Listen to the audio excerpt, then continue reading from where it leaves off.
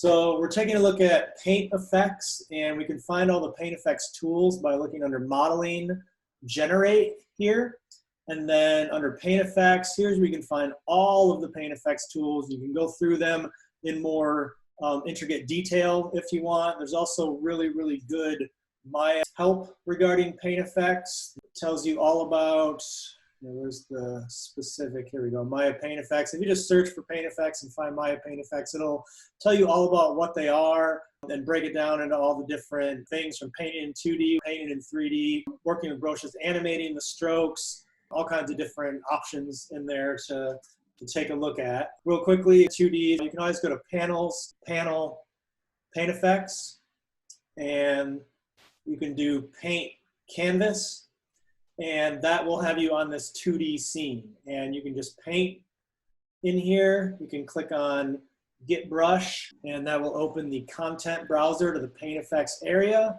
And you can change brushes. You can mix brushes together by right-clicking, blend brush 50%, and it's both. And there's all kinds of weird brushes. We can go into hamburgers, and we can paint some hamburgers. All right, we can adjust our brush size by holding the B key. There's some fruity cereal. Here's a brush. I can hold the B key and drag and make my brush size bigger or smaller. When we're painting some fruity cereal, these are procedural paint brushes which have algorithms and things that are drawing them with some of the advanced ones. Now at any time, I can go up here to my canvas and I can save the image, I can create a new one, or I can clear it. So you can do all kinds of 2D painting in here, paint your own textures, wrap around the edges to make seamless textures. You can do quite a bit with that. You can, from here, technically paint scene, but that's usually not how you're going to do it when you're going to paint in 3D. I mean, that gives you the scene view to look at. No, I don't want to save that image. I must have clicked the wrong thing. No, I don't want to save it. I could start painting cereal in the 3D scene, but it doesn't do me a lot of good because I'm not really, I can't, like, it's not really a true perspective view. It's better just to be in your true perspective view than to get kind of lost in this paint view, because you can do it in that. So if you're painting in 3D, I'd recommend not being in this panel and just being in your regular panel. So I'm going to go into the regular perspective panel, and as you can see, I mean, it's basically the same thing, and I'm painting on it here in the exact same way. So there's really no difference there. I think maybe if you're switching back and forth between 2D and 3D, maybe there was the thought there. But by default, if you're painting in 3D, and this was using this paint effects tool, so it's this first tool over here. When I go into painting 2D, it grabs this tool by default. But if I'm in a regular scene, I can pull up the paint effects panel, which we just went through before I started recording. This doesn't show up by default. You have to click on this little icon and click Load Panel. Do it again real quick, or Load Shelf. And then when you click Load Shelf, it will open this up, and you can go down to Shelf Paint Effects, and that will load this shelf. You can always at any time also delete a shelf, or you can create your own new shelf. So I'll name it Chris's Tools, and all of a sudden, oh, it's got illegal characters. Probably can't have a space or apostrophe. So we'll say Chris Tools. All right, so now I've got a Chris Tools, and I can go to any tool, and I can I can middle mouse drag it. So if I want the move tool, I can add it to my panel. So a lot of power users create their own panels with their most recently used tools. I'm going to go ahead and delete this shelf. So just knowing that this paint effect shelf isn't there by default, all right? So the tool is the actual paint effects tool here, which you can also find, again, under Generate. And down here, there's the paint effects tool. I can open the tool properties, and there's all kinds of properties for basically the stroke and the pressure of a stylus or something like that.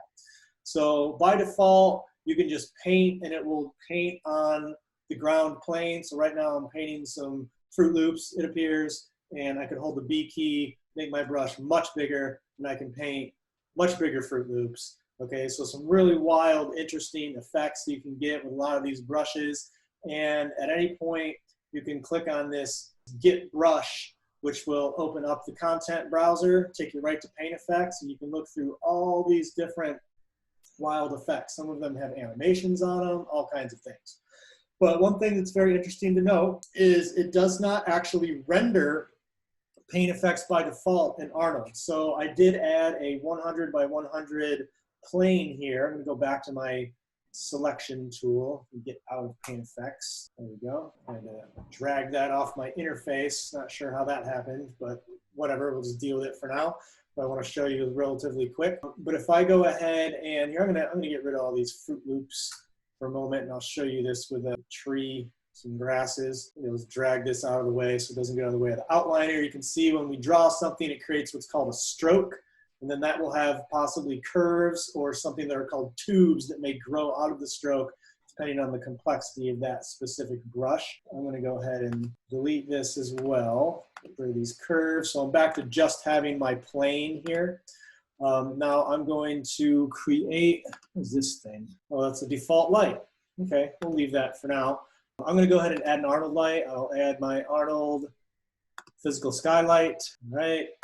Delete that default light so I don't need it anymore. Render real quickly in Arnold. Now it's important to remember that these are not the Arnold rendering tools. If I were to click render right here, it opens the render view. I can technically render my scene and it's going to block out, but and it will actually render. But you never want to use these tools right here. You want to use the actual Arnold rendering tool. And the biggest difference is it's faster and there's more within the render view here. So as soon as this finishes blocking out, I'll show you what I mean because it won't let me close it until it finishes, which is another annoyance. All right, so it closed for me.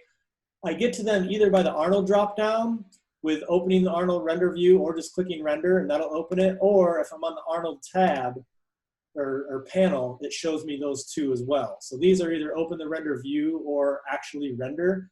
Opening the render view will open it and not do anything, and then clicking on render would do both at the same time. So this I could close in the middle of a render. I can adjust my scene and it automatically updates the render.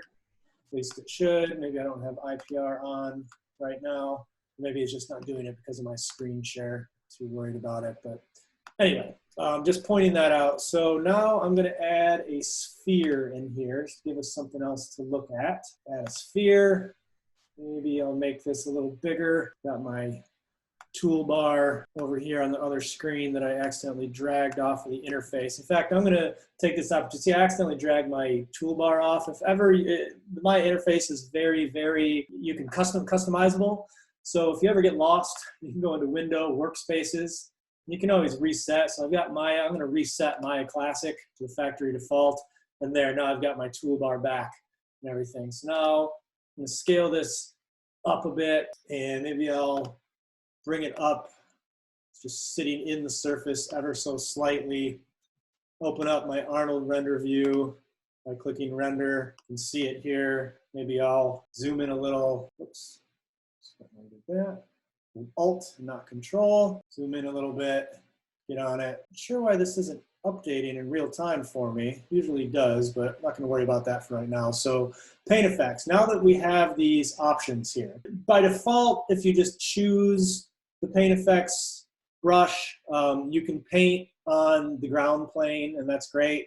But usually, even if it ends up being a ground plane that you're going to want to paint on, you usually want to paint across a surface, all right? So I actually want to paint on this sphere instead. So what I want to do is there's this one here. So this is the painter brush tool itself. This is Get Brush, which we've seen both of these. This one in the middle is called Make Paintable. So all we need to do is make a selection, click on Make Paintable, and now all of a sudden we can paint on this. If I choose this brush, choose the tool, let me drag my brush size down significantly by holding the B key, clicking and dragging. Now you can see that this brush is trying to actually follow the sphere around, and I can paint on this. So I'm going to smooth this for a moment, and then I'm going to go actually choose a particular brush. It's a good illustration to kind of use the foliage in some way. So maybe I'll go into flower, and let's try some small daisies. So I'll choose the small daisy brush, and now I am painting daisies across the sphere. And I can make my brush a little larger, paint much larger daisies. All right, so see how quickly we can do that. And as I look around, these are actually painted on this, okay? Now I'll paint one other thing. Let's take a look at, notice how these are kind of, at very small, they look like little daisies, but up close, you get really close to them here. And I also have texturing and shading everything turned on. So let me go through that real quick. Here, number 4, that's wireframe. Number 5 is showing me the shaded view. 6 is showing me any available textures. 7 would show me the lights, which I usually don't have on when we're using Arnold lights like this. We just use 6 to kind of see the colors and everything. But notice how these aren't super detailed, right? They're just like little polygons sticking out all over the place. Paint Effects was really meant to be, it wasn't meant to be the star of the show. It's meant more to be an extra, right? So it's meant to kind of dress up the scene and necessarily be the focal point of the scene. And a lot of these more advanced brushes, if you get super close, won't have a lot of detail, but they're really not meant to, because they're meant to fill, you know, areas of the scene without a whole lot of detail. Now, looking at these brushes, so for example, if I look at the trees, and there's a trees and a trees mesh, I'll show you the difference between those two real quick. So in a trees, if I click on oak, for example, I want an oak tree, and maybe I'll zoom out a little bit here, make sure I'm on my paint brush, on my paint tool. Oh, I'm sorry, I want to do this on the ground. So I want to paint an oak tree on the ground instead of here. So I'm going to choose my selection tool, pick my plane, select for me, there we go. And just click Make Paintable, so I can now paint on that. And I'm pretty sure whichever the most recent object that you told to make paintable will is what you'll paint on. All right, so now, instead of trying to get on the sphere, it's trying to be on this ground plane. So I'm gonna zoom in a little closer, and I'm just gonna touch the mouse, or I'll drag a little bit, and look, it drew a little tree. If I drag a little more, drawing some more trees. Now this is really, really basic as far as the way it looks. All of this, you know, this geometry is real basic, and it's meant for kind of like deep background stuff. But that's why we have, I'm gonna undo, just so you can see that this is one type of oak tree. Then we've got trees mesh. Yeah, try this one. Take the oak white medium again, just to be safe. Okay, so I drew a tree. By default, it's like this. Now, Paint Effects will not actually render in the scene in Arnold by default. So if I go to render my scene again, even though we've got this stuff, it's not there, all right? And the reason is that Paint Effects was initially made to be like a post-production move where it would render the entire scene once, and then it would kind of render a pass that would slap all the paint effects on top, and that made it so it didn't actually have to be meshes inside of the scene. You can kind of dress things around in a different pass. But with Arnold, everything is actually physical, so it needs to bounce around everything. And the key is we need to convert this into an actual mesh to be seen. So if we get down here a little bit, that's actually what these buttons are, is we can convert. But if you go up to modify, there's a convert, and you can actually convert many different types of geometry into others. So before we talk about polygons versus NURBS, we can actually convert our NURBS to polygons, and our polygons to NURBS, and back and forth. We can even convert a smooth mesh preview to actually polygons. You can take your smooth version of your mesh and convert it to an actual dense version, stuff like that. More importantly, we can convert Paint Effects to polygons, and that's what we're going to be doing. So again, I want to show you where these tools are in the drop down. So under Generate, we've got all these Paint Effects tools that you can play with all these things, all these different brushes. You can open the template brush settings, which is what this button is in the panel here, to get into all the very, very details of what's putting up these brushes. Again, you know, hundreds of inputs sometimes to put all this together. But once you get the effect you want and play with all of these tools, again, Generate, Paint Effects tools, lots of stuff in here. With Get Brush, or the paintbrush tool itself, make paintable on any surface, and then Get Brush is really the gist of how you get started making things. So you can get in detail here.